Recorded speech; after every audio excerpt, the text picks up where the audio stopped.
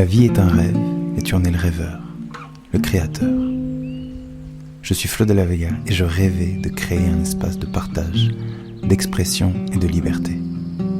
Dans ce podcast, je t'invite au voyage et à suivre ma voix et mon flow. Je t'amène dans mon univers, dans mon processus d'exploration et de transformation. Je te partage mes idées, mes questionnements, mes doutes et mes compréhensions. Bienvenue à toi dans le monologue du rêveur.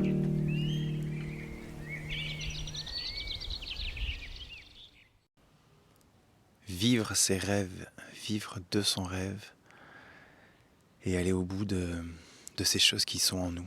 Moi, ça fait 10 ans que je vis là-dedans et j'ai envie de te partager quelque chose que j'observe, que je vis constamment.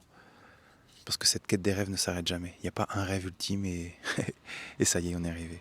Moi, j'ai compris que les rêves étaient des prétextes, que les rêves n'étaient que des opportunités à nous transformer et à devenir une nouvelle version. C'est quelque chose qui est très clair en moi, parce que j'ai vécu le rêve obsessionnel, celui que l'on veut atteindre, et une fois qu'on y est, on se dit « Ah, il n'y a rien !» C'est le vide. Et en regardant derrière, me dire « Ah, mais en fait, ce que j'ai aimé, ce qui m'a animé, ce qui m'a rendu passionné, c'était ce chemin. Le rêve, c'est le chemin. » Donc je pense que si tu es là, c'est parce que tu es un rêveur, une rêveuse, toi aussi. Et certainement que cette clé, tu l'as découverte aussi, je l'espère.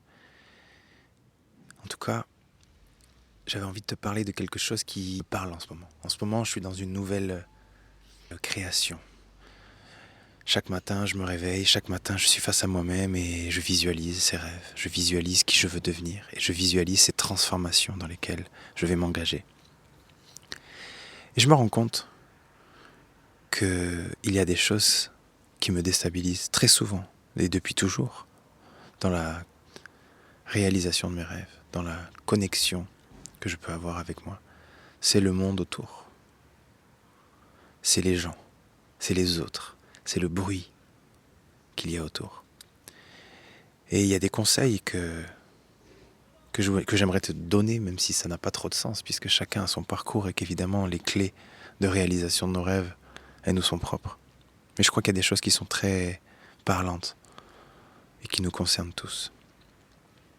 Parler de ses rêves est très très important parce que je pense que quand on diffuse nos vibrations, quand on diffuse nos idées, on crée des connexions. On crée des possibilités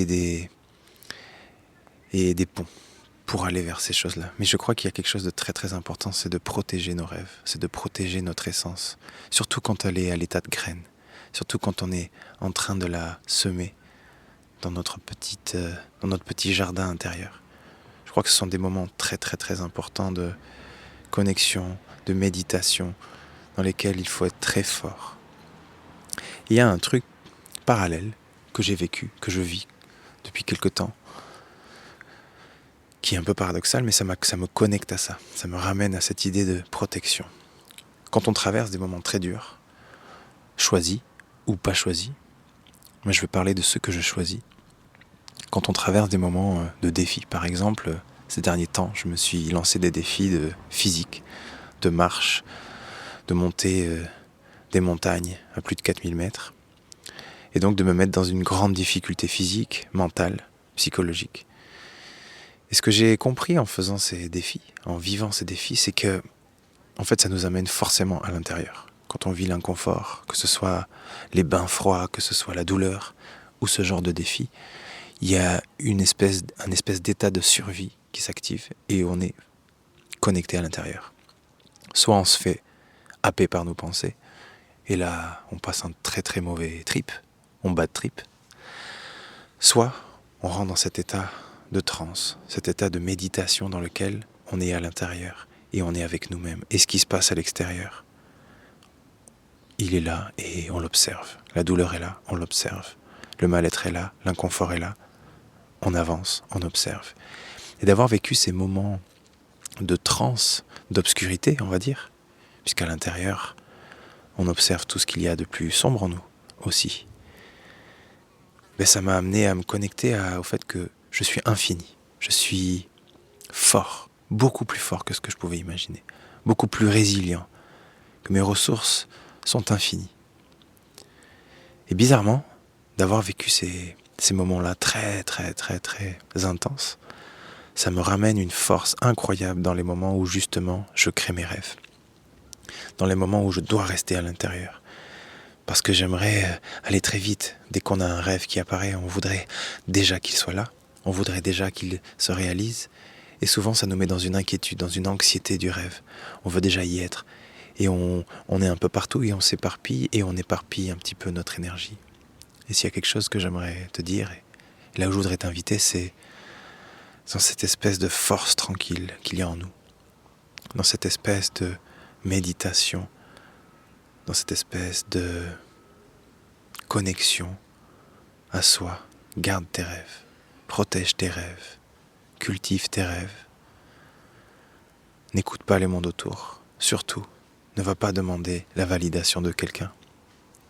C'est le pire des trucs qu'on puisse faire. Je l'ai fait, je le fais constamment. Par inquiétude, par peur. Me dire, est-ce que c'est le bon chemin ? Est-ce que je vais y arriver ? Je parle de mon rêve à quelqu'un, et l'autre, qu'est-ce qu'il fait ? Il ne me renvoie que qui il est. Si j'ai la chance d'avoir dans mon entourage quelqu'un qui est connecté à ses rêves, qui connaît ce chemin, qui connaît cette gymnastique, évidemment que je pourrais avoir un retour lumineux, un retour qui me stimule. Mais si j'ai pas cet entourage, je ne vais avoir que des gens qui me parlent de qui ils sont, de leurs propres doutes, de leurs propres peurs. Et je sais que c'est quelque chose qui m'arrive encore aujourd'hui, de parler de mes rêves, et inconsciemment d'attendre la validation de l'autre. Et si je n'ai pas la validation telle que je l'avais imaginée, alors je perds un petit peu de cette énergie qui était là, cette énergie qui m'amène à créer et à rêver. Et souvent je me démotive un peu. Alors j'ai la chance, moi, depuis 10 ans de connaître cette gymnastique, donc je me reconnecte très vite à moi, je vais à l'intérieur, je médite chaque matin et je reprends ce pouvoir créateur. Mais je sais que c'est quelque chose qui est très difficile dans le monde dans lequel on vit, parce qu'on est happé par le rythme, parce qu'on est constamment sollicité, parce que la vie va tellement vite. Si je peux t'inviter à faire quelque chose, c'est de t'extraire un petit peu de ce rythme, cette folie, de te prendre un petit moment pour toi et d'aller cultiver ce rêve, d'aller y mettre de l'amour, d'aller y mettre un petit peu d'eau sur cette graine. C'est pas grand chose, c'est un petit moment dans la journée, un grand moment dans ta semaine, une journée entière si tu le peux. Et d'aller à l'intérieur de toi et te motiver toi-même. Il n'y a que nous qui pouvons nous motiver, personne ne doit nous valider nos rêves. On doit aller à l'intérieur, on doit y croire, on doit visualiser ces choses qu'on veut vivre, on doit se voir, on doit se donner de l'amour, s'encourager et faire le pas qu'il y a à faire. Revenir dans la matière avec des grandes décisions et prendre les décisions, effectivement, faire les choix, faire ce pas qui nous amène vers le rêve. Et ne jamais oublier que chaque rêve est un prétexte. C'est un prétexte pour se connaître, c'est un prétexte pour affronter les limites, nos croyances, un prétexte pour se connaître face à ce que le rêve nous amène à vivre. Et peu importe le rêve, peu importe le chemin, ce qui est beau, c'est cette transformation. Et je crois que c'est ça qui est beau dans le fait d'être un rêveur, c'est qu'il n'y a jamais de fin. Et donc, je sais que à vie, je vais me transformer. À vie, je vais chercher à me libérer. Et qu'à chaque fois qu'il y a un rêve qui va apparaître, la peur va apparaître. Et donc, je vais y faire face. Et je vais me jeter dans cet inconnu. Avec force, avec passion, avec amour, avec confiance.